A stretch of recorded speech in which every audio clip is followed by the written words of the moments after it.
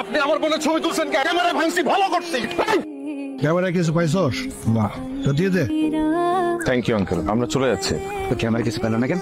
Memory card তো আমার পকেটে আগেই খুলে রাখছিলাম।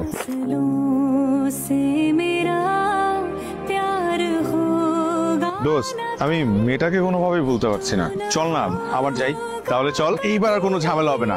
ফুল প্ল্যান আমার মাথায় সেট করা। ঝামেলা তো হবে, তবু আমি তোর সাথে যাবো। চল।